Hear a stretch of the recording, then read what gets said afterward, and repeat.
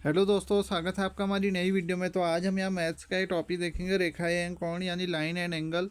ये हमारे सिलेबस में भी दिया गया है। इससे पहले हम इसमें पूरा जो कॉन्सेप्ट है उनको देखेंगे, फिर बाद में इसके जो क्वेश्चन हैं उनको भी देखेंगे, जो कॉन्सेप्ट बेस्ड क्वेश्चन होंगे। और यदि आप हमारे टेलीग्राम ग्रुप से जुड़ना चाहते हैं तो उसका लिंक डिस्क्रिप्शन में दिया है, आप जुड़ सकते हैं। तो लाइन एंड एंगल ये होते क्या हैं देखते हैं। तो पॉइंट, सबसे पहले डेफिनेशन जो आती है वो आती है बिंदु की, यानी पॉइंट क्या होता है। तो zero dimension figure of a circle with zero radius, यानी शून्य आयामी आकृति का शून्य त्रिज्या वाला कोई वृत्त है तो उसे हम पॉइंट बोलेंगे, हम इसे पॉइंट बोलते हैं। इसका जो रेडियस होगी वो जीरो होगी। और फिर अब लाइन, दूसरा जो हमारी डेफिनेशन आती है वो लाइन। तो लाइन क्या होती है, one dimension figure line is a set of points having only length with no end, यानी उसके बाद कोई एंडिंग नहीं है उसकी, और वो हमारे पॉइंट का एक सेट है, उसे हम रेखा बोलेंगे। तो रेखा क्या है, एक आयामी आकृति है। रेखा बिंदुओं का एक समूह है, मतलब बिंदुओं का एक समूह है। जैसे पॉइंट है, इनको अगर हम समूह में ले रहे हैं तो वो हमारी लाइन बननी है, जिसमें केवल लंबाई होती है, इसका कोई अंत नहीं होता है, यानी ये इन्फिनिटी तक जाता है, इसका कोई अंत नहीं होता है, इसे लाइन बोलते हैं। अब है रेखा खंड, line segment, a line with a fixed length, यदि इसकी जो लेंथ होती है वो हमारी फिक्स्ड होती है, फिक्स्ड लेंथ यानी उसकी लंबाई निश्चित होती है, उसे रेखा खंड कहते हैं। यकीनी दो बिंदुओं के बीच की दूरी जो है ये हमारे रेखा खंड कहलाएगा। जिसकी लेंथ होगी वो हमारी हमारी फिक्स्ड होगी, लेंथ जो होगी इसकी फिक्स्ड होगी, इसे हम रेखाखंड बोलते हैं। जैसे रेखाखंड पी क्यू, रेखाखंड ए बी। अब जो तीसरा आता है वो हमारा रे यानी किरण। तो एक दिशा लंबाई वाली रेखा, a line with a uni direction length, यानी जो उसकी जो किरण या रे होती है, इसकी लाइन जो होती है वो एक ही डायरेक्शन में होती है। हम जब लाइट चैप्टर पढ़ते हैं तो उसमें भी हम रे का यूज़ करते हैं, तो उसमें भी जो लंबाई होती है इसकी एक ही दिशा में होती है, तो इसे रे बोलेंगे हम। अब है एंगल, जो मेन है हमारा टॉपिक। एंगल क्या होता है, तो ये होता है हमारे दो भुजाओं के बीच के झुकाव को कोण कहते हैं, यानी जो inclination between two side is called angle. तो एंगल क्या होता है, जैसे हमारे दो भुजाएं हैं, ये हमारी बी सी भुजा है और ये हमारी ए बी भुजा है, तो इनके बीच में जो झुकाव बनना है उसे ही हम कोण बोलेंगे, थीटा। ये तो हम इसे एंगल बोलेंगे। फिर जो हमारा अगला है कॉम्प्लीमेंट्री एंगल, ये बहुत इंपॉर्टेंट होता है, पूरक कोण। अभी तक तो हमने कोण भेजा, दो भुजाओं के बीच के झुकाव को कोण कहते हैं। होता है पूरक कोण, यानी कॉम्प्लीमेंट्री एंगल क्या होता है, तो ये होता है हमारा कॉम्प्ली if sum of two angle is 90 degree then they are complementary to each other, यानी दो कोणों का योग जो है हमारा 90 है। माना एक कोण ए है, दूसरा कोण बी है, यदि दोनों का कोण जो हमारा 90 डिग्री आ रहा है तो इसे हम बोलेंगे कॉम्प्लीमेंट्री एंगल, यानी पूरक कोण बोलेंगे। तो देख सकते हैं कॉम्प्लीमेंट्री एंगल यानी पूरक कोण क्या होते हैं। जैसे ये हमारे दो कोण हैं, अल्फा और बीटा हैं, इनका अगर योग 90 आ रहा है तो ये हमारे पूरक कोण होंगे। फिर आता है एक हमारा सप्लीमेंट्री एंगल, यानी संपूरक कोण। तो संपूरक कोण क्या होते हैं, संपूरक कोण यदि दो कोणों का योग हमारा 180 डिग्री आए और तो वो एक दूसरे के संपूरक होते हैं, यानी सप्लीमेंट्री टू ईच अदर होंगे वो। अब इसे समझ लेते हैं कैसे होगा। जैसे हमारा एक लाइन का उदाहरण ले सकते हैं। यहाँ से अल्फ़ा एंगल बनना है, यहाँ से बीटा एंगल बनना है। अगर हम इनको जोड़ेंगे तो लाइन पे जो भी हमारा एंगल बनता है उन दोनों का योग 180 होता है। तो ये दोनों कोण हमारे एक दूसरे के संपूरक होंगे, यहाँ पे आएगा संपूरक, एक दूसरे के संपूरक होंगे, यानी सप्लीमेंट्री एंगल होंगे। आप देख सकते हैं जैसे हमारा एंगल दिया है, हमें क्वेश्चन ऐसा ही बन सकता है। जैसे हमारा 43 डिग्री है, इसका संपूरक कोण क्या होगा। तो अगर पूरक कोण देखेंगे तो इसका अगर पूरक कोण देखेंगे तो उसमें हम 90 में से इसको घटा देंगे, 90 में से 43 को घटा देंगे तो 10 में से 3 गया 7 और यहाँ गया हमारा 4, तो 47 डिग्री जो आएगा इसका पूरक कोण आएगा। और अगर संपूरक निकालेंगे तो संपूरक में हम 90 जोड़ देंगे तो ये 137 आ जाएगा। इसी तरह अगर 12 डिग्री है हमारा, तो अगर हम उसका पूरक कोण निकालना है तो हम क्या करेंगे, 90 में से 12 घटाएंगे, और संपूरक निकालना होगा तो 180 में से घटाएंगे। तो इस तरीके से कुछ भी क्वेश्चन बन सकता है। मान जैसे 40 डिग्री है, हमें पहले इसका पूरक बताना है, यानी इसका कॉम्प्लीमेंट्री बताना है, फिर इसे सम पूरक बताना है। तो जैसे हम अगर पूरक बताएंगे तो पहले 90 में से 40 को घटा देंगे, यानी 90 में से 40 घटाएंगे तो 50, और अगर संपूरक निकालना है तो 180 में से 40 घटा देंगे तो हमारा आ जाएगा 140। 140 हमारा संपूरक आ गया, पूरक हमारा 50 आ गया। तो किसी को भी अगर घटाना होगा तो ये फॉर्मूला याद रखना है, इसे आप समझ सकते हैं, ये इंपॉर्टेंट है संपूरक या पूरक निकालने के लिए। अब एक कोण का संपूरक कोण पूरक कोण से 90 डिग्री अधिक होता है, यानी supplementary angle of angle of an angle is 90 degree more than complementary angle. तो ये भी हमारा डेफिनेशन है। अब है त्रियक रेखा क्या होती है। तो यह रेखा जो दो या दो से अधिक रेखाओं को अलग अलग बिंदु पर काटती है, तो दी गई रेखा को त्रियक रेखा कहते हैं। कोई रेखा है जो दो या दो से अधिक रेखाओं को अलग अलग बिंदु पर काट रही है, उसे त्रियक रेखा को बोलेंगे। फिर आता है हमारा पैरेलल लाइन, यानी समांतर रेखाएं क्या होती हैं। तो दो या दो से अधिक रेखाएं जो एक दूसरे को कभी नहीं काटती हैं। तो parallel line never intersect each other, यानी एक दूसरे को ये कभी नहीं काटती हैं। जैसे ये ए है हमारी, ये ए भी मान लेते हैं, ये बी सी है, ये हमारी पैरेलल लाइन है, तो ये एक दूसरे को कभी नहीं काटेंगे, ये अलग रास्ते पे जाएंगे। तो इस तरीके से समझ सकते हैं।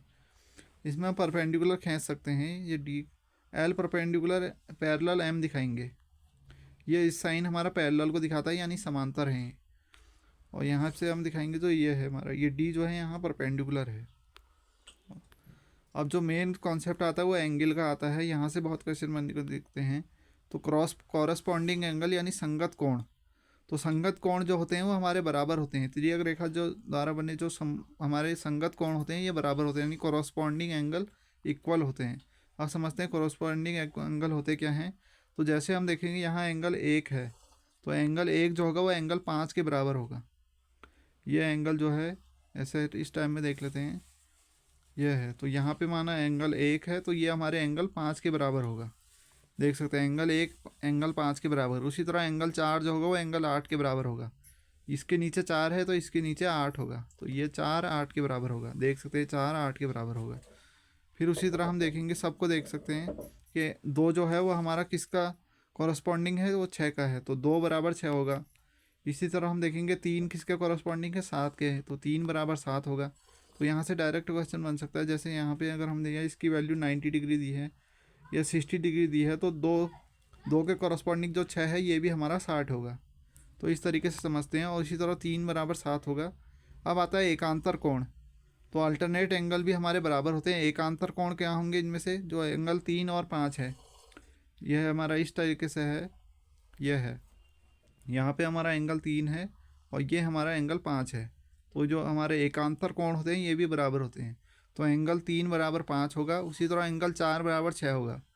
यहाँ पे 4 है और यहाँ पे 6 है।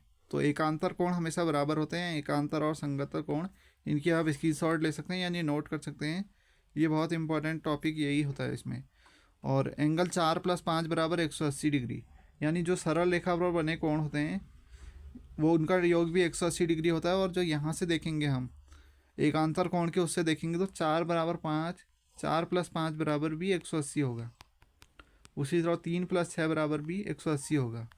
तो ये इसमें बहुत कॉन्सेप्ट है। फिर अगला देखेंगे कि यदि A B parallel C D है, यानी ए बी हमारा पैरेलल है सी डी के, तो अल्फ़ा + बीटा + गामा का मान जो होता है वो हमारा 360 डिग्री होगा।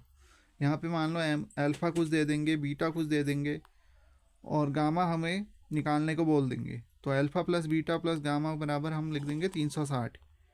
ये याद रखना है, ये हमारा एक फार्मूला है। और इसी तरह एक ये भी है हमारा फार्मूला कि यहाँ पे हमारे इसी टाइप का डायग्राम दे देंगे, इनका कुछ मान दे देंगे।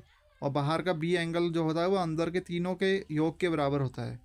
इस तरीके का अगर कभी डायग्राम दिखेगा तो जो बाहर का जो कोण होता है बी, वो अंदर के सम के बराबर होता है। जितने भी हमारे 3 एंगल होंगे उनके सम के बराबर होगा। और ये भी हमारा इस तरीके से जो LHS बराबर RHS पर कोणों का योग जो होगा, यहाँ पे से हम दिखाएंगे अल्फ़ा + थीटा, यहाँ पे कोण दे देंगे। तो इस तरीके से जो कोण बना होता है ये देख सकते हैं। यहाँ पे मान लो कुछ x दिया है और यहाँ पे मान लो y दिया है, तो जो अंदर का कोण a होगा वो हमारा x + y के बराबर होगा। ये भी हमारा एक कॉन्सेप्ट होता है रेखा कोण से, तो इसे भी समझना है।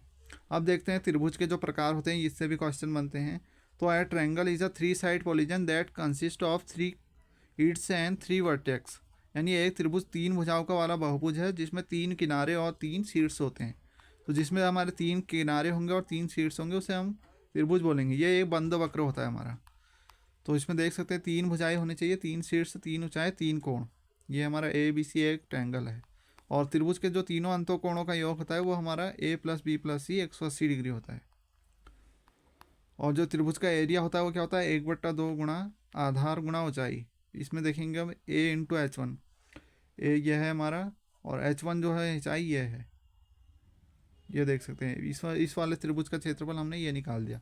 तो कुछ भी अगर हमें त्रिभुज दे देंगे, मान लो कोई ऐसा त्रिभुज दिया है, ये हमारा ये एच होता है और ये हमारा बी है, तो इसका जो क्षेत्रफल होगा 1/2 गुणा इतना पूरा बी मान लेते हैं, इतना पूरा बी है तो बी इंटू एच, ये याद रखना होता है त्रिभुज का क्षेत्रफल होता है 1/2 गुणा आधार गुणा ऊंचाई।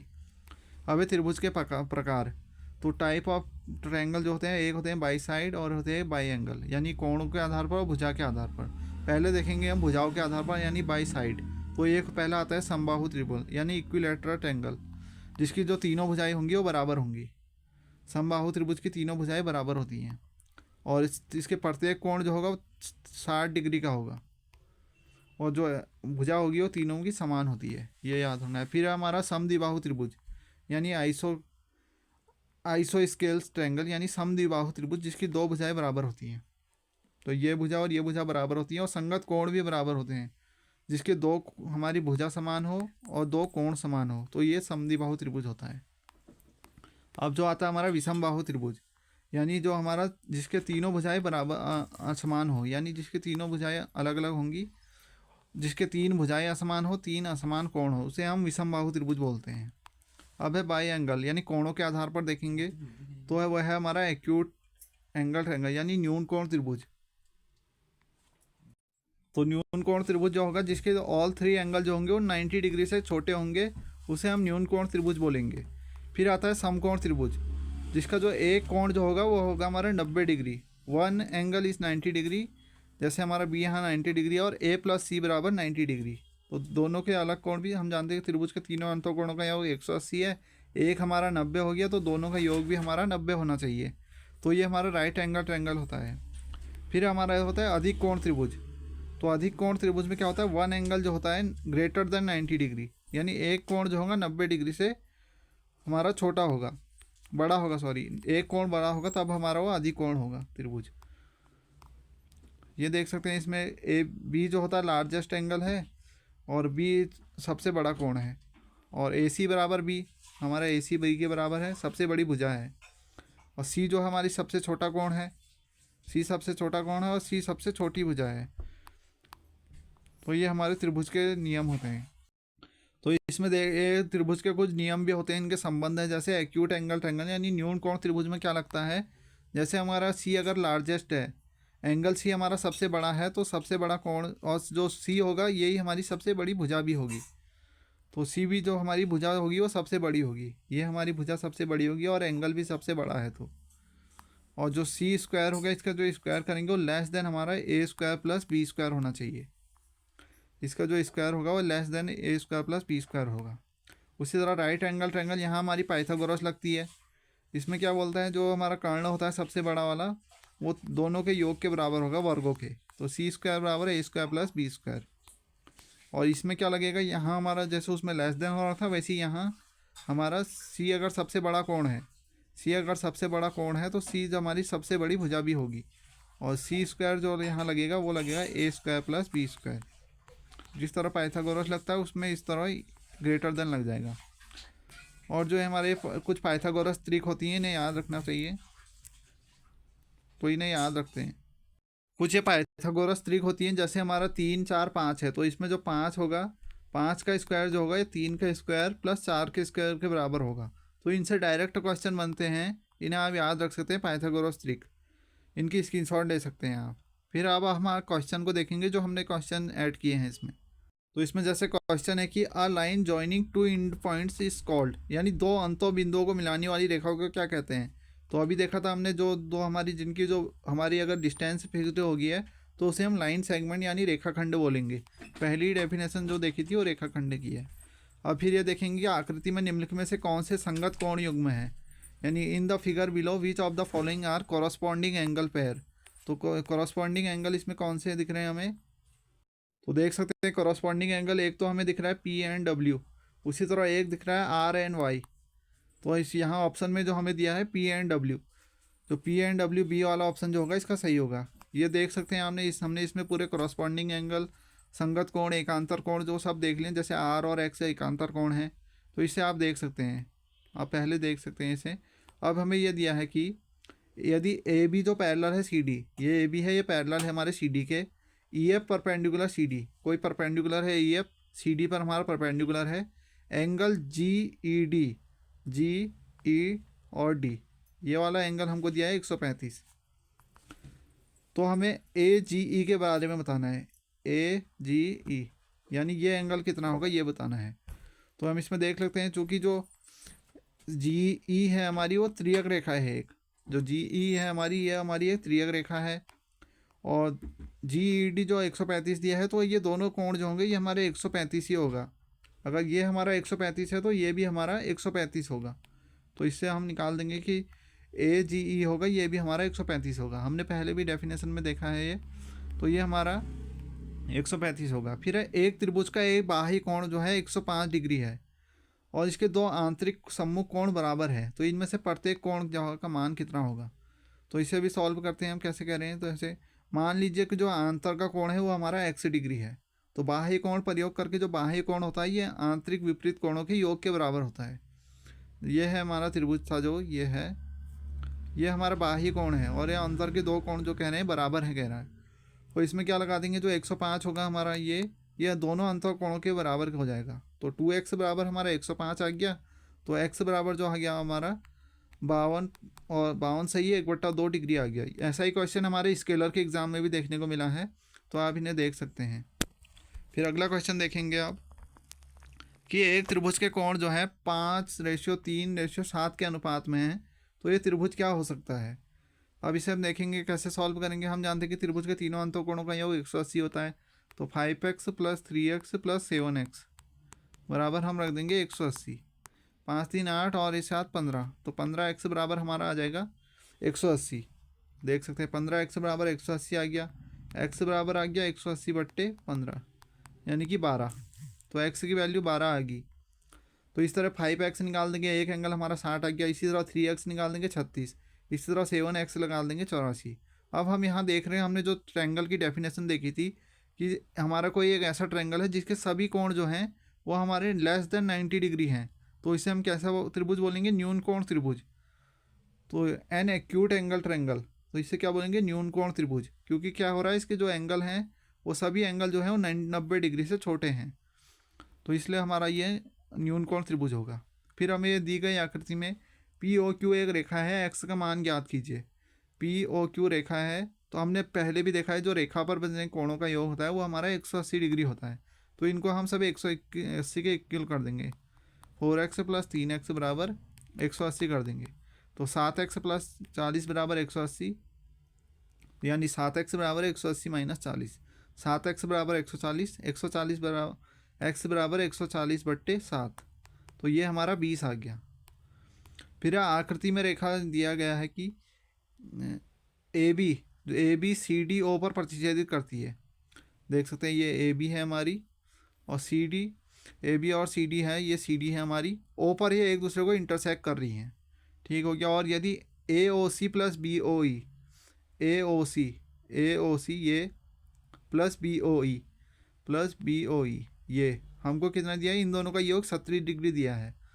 इन तीनों का योग हमारा 180 होगा, और ये दोनों हमारा 70 दिया है। और बी ओ डी कितना है, बी ओ डी ये हमको 40 डिग्री दिया है। और बी ओ ई यानी कि हमें ये एंगल निकालना है, एक तो बी ओ ई एक एंगल ये निकालना है, और सी ओ ई यानी कि सी ओ ई एक एंगल ये निकालना है, एक एंगल ये निकालना है, एक एंगल ये निकालना है। अब दोनों हमें एंगल निकालने हैं, और जो जो दिए हैं उनको रखेंगे। तो चित्र में से हम देख सकते हैं, आप चित्र को देखेंगे पहले। तो इसमें क्या है, ए ओ सी, बी ओ ई, सी ओ ई, और ये प्रत्येक एक सीधी रेखा बनाते हैं। ए ओ सी देखेंगे पहले, ए ओ सी ये हो गया। बी ओ ई, बी ओ ई, बी ओ ई कौन सा वाला होगा हमारा, ये होगा ये। और सी ओ ई, सी ओ ई ये हमारे क्या बना रहे हैं, एक सीधी रेखा बना रहे हैं। और इसी तरह सी ओ ई ये हो गया। बी ओ डी ये हो गया। और बी ओ ई ये हो गया। तो ये भी क्या हमारे बनाने, सरल रेखा बना रहे हैं। तो इन दोनों के योग को हम इक्वल कर देंगे। तो ए ओ सी + बी ओ ई + सी ओ ई को हम 180 के इक्वल करेंगे, और फिर इनके मान को रख देंगे। तो इसे सॉल्व करेंगे तो कैसे होगा देखते हैं। तो हम यहाँ देखेंगे कि जो यह है ए ओ सी + बी ओ ई, इन दोनों का मान जो हमें दिया है वो 70 डिग्री दिया है, इन दोनों का योग उसको हमने यहाँ पे रख दिया। और COE बराबर 180 लिख दिया। फिर यहाँ से सॉल्व करेंगे तो COE जो आ जाएगा हमारा 110 आ जाएगा। इसी प्रकार हम दूसरे वाले में भी रख देंगे। अब यहाँ से रखेंगे तो दूसरे वाले को देख सकते हैं, ये है हमारा दूसरी वाली, ये है। यहाँ से हमारा COE की जगह रख देंगे हम 110 प्लस BOD हमको दिया है 40 और BOE हमको निकालना है, तो BOE को ऐसे ही रख देंगे और ये बराबर हमको 180 दिया है। तो यहाँ से BOE को सॉल्व करेंगे तो ये हमारा 30 डिग्री आ जाएगा। इसे आप इस कॉपी में सॉल्व करेंगे समझ के तो ये अच्छे से समझ में आ जाएगा, इसको देख सकते हैं आप। फिर अगला देखेंगे अब कि इन the figure line XY and MN intersect at O। तो XY और जो हमारा MN है ये O पर इंटरसेक्ट कर रहे हैं। यदि POY हमारा 90 डिग्री है, ठीक है, परपेंडिकुलर है ये, और A/B हमारा 2:3 है। तो C का हमें बताना है, C कितना होगा, C का मान कितना होगा। तो C की वैल्यू निकाल देंगे। तो हमें ये दिया है कि POY जो है ये हमारे 90 डिग्री है, A/B दिया है 2:3, तो C का मान कितना होगा ये बताना है सीधे सीधे। तो हम इसमें क्या कर देंगे, तीनों का कोणों का योग जो होगा हमारा 180 हो जाएगा, क्योंकि हम जानते हैं कि जो ये एंगल पे रेखा पर जो कोण बनने हैं इनका योग हमारा 180 होगा। तो इसे रख देंगे कि POU प्लस A+B बराबर 180 रख देंगे। POY हमारा 90 डिग्री है, तो यहाँ से A+B बराबर जो आ जाएगा वो आ जाएगा 180 माइनस 90, तो 90 आ जाएगा सीधे। A+B बराबर 90 आ गया। अब A/B जो हमें दिया था, कितना दिया था, 2x और 3x दिया था, ये बराबर हमारा 90 आ जाएगा, यानी कि 5x बराबर 90। तो x बराबर का मान कितना आ गया, 18। x की वैल्यू जो आ गई वो 18 आ गई। अब रख देंगे जो हम a की वैल्यू निकाल देंगे। अब a जो था हमारा 2x था, यानी कि 2 गुणा 18 बराबर 36, a बराबर हमारा 36 आ गया। इसी तरह b निकालेंगे, b हमारा 3x है तो ये 54 आ जाएगा। तो अब रख देंगे हम कि from the diagram B+C also form a straight angle, so B+C बराबर 180 कह रहा है। B+C जो कर रहा है ये भी हमारे एक लाइन पे कोण बनने हैं, तो B+C बराबर भी 180 होगा, तो ये कहना चाह रहे हैं। तो B+C बराबर 180 रख देंगे। तो B+C 180 रख देंगे, तो यहाँ से हमारा C बराबर जो आ जाएगा C+54 बराबर 180, क्योंकि C हमारा 54 है तो C बराबर सीधे B हमारा जो 54 है, तो यहाँ से हम C बराबर जो निकाल देंगे 126 आ जाएगा। फिर हमारा कि इन द फिगर कि PQ पैरेलल ST और एंगल PQR 110 है, RST जो है 130 है, और फाइंड QRS, हमें कौन सा एंगल निकालना है, ये वाला एंगल हमें कितना होगा ये बताना है। तो इसे हम क्या करेंगे, यहाँ पे हम एक रेखा खींच देंगे। अब इसे देखते हैं कैसे करेंगे। जैसा कि हम जानते हैं कि जो त्रियक रेखा एक ही कोर के कोण जो होते हैं 180 डिग्री के बराबर होते हैं, इस तरीके से रख देंगे। तो PQR प्लस QRX, इसे x नाम दे देंगे। इन दोनों का योग जो होगा 180 होगा, तो यहाँ से QRX बराबर जो आ जाएगा वो आ जाएगा हमारा 180 माइनस 110, तो 0 हो जाएगा, 8 में से 1 गया 9। तो QRX जो आ गया हमारा 90 डिग्री आ गया, ये वाला एंगल हमारा 90 आ गया। इसी तरह हम यहाँ से निकालेंगे 70 आ जाएगा, सॉरी, इसको 180 में से 110 घटाएंगे तो हमारा 70 आएगा, यानी कि QRX जो आ गया हमारा 70 आ गया। QRX जो आ गया हमारा 70 आ गया। इसी तरह यहाँ पे से निकालेंगे, इसी को लगाएंगे यहाँ, तो एंगल RST ये होगा RST और प्लस SRY, यानी कि SRY ये वाला एंगल और ये वाला एंगल। अब इन दोनों पे लगा देंगे यही, तो इसको लगाएंगे तो यहाँ से हमारा SRY जो आ जाएगा वो 180 माइनस 130 आ गया, यानी 50 आ गया है। Now the linear pairs of XY, तो अब तीनों को योग होगा वो 180 हो जाएगा। तो QRX जो हमारा आ जाएगा वो 180 माइनस 70 आ जाएगा। इस तरीके से बन गया। अब ये वाला हमारा 50 निकल के आ गया, ये 70 आ गया, x हमको निकालना है, तो x बराबर क्या आ जाएगा 180 माइनस हमारा 120, तो इसको काट देंगे जो आ जाएगा हमारा 50 आ जाएगा।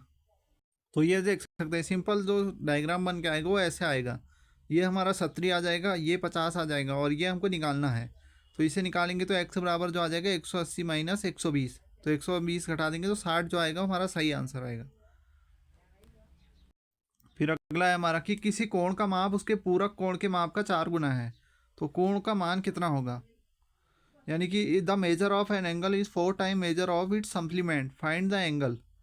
तो इसके जो होगा ये हमारा संपूरक, ये पूरक नहीं होगा संपूरक होगा, ये संपूरक कोण का 4 गुना है। तो x माना कोण है हमारा, तो उसका संपूरक क्या होता है, हमने देखा था 180 माइनस एक्स हो जाएगा। तो इसे सॉल्व कर देंगे तो यहाँ से देख सकते हैं आप, तो x प्लस 4x बराबर जो आ जाएगा वो हमारा 720 आएगा। तो इसको हम 5x बराबर 720 लिख सकते हैं, और x बराबर जो लिखेंगे वो 144 आ जाएगा। तो x की वैल्यू जो आगे आ जाएगी वो हमारी 144 आ जाएगी। अब एक 144 आया है, तो उसका जो एक्चुअल एंगल होगा वो हमारा 180 में से घटा देंगे, 36 आ जाएगा। Hence the angle is 36 degree and 144। फिर दो समांतर रेखाएं एक दूसरे को यहाँ पर प्रतिच्छेद करती हैं, तो ये नल एक दूसरे को कभी भी प्रतिच्छेद नहीं करती हैं, नेवर इंटरसेक्ट ईच अदर। तो थैंक्स फॉर वॉचिंग, मिलते हैं अगली वीडियो में, तब तक के लिए गुड बाय। और अगर आपको वीडियो पसंद आई तो प्लीज़ कमेंट कीजिए।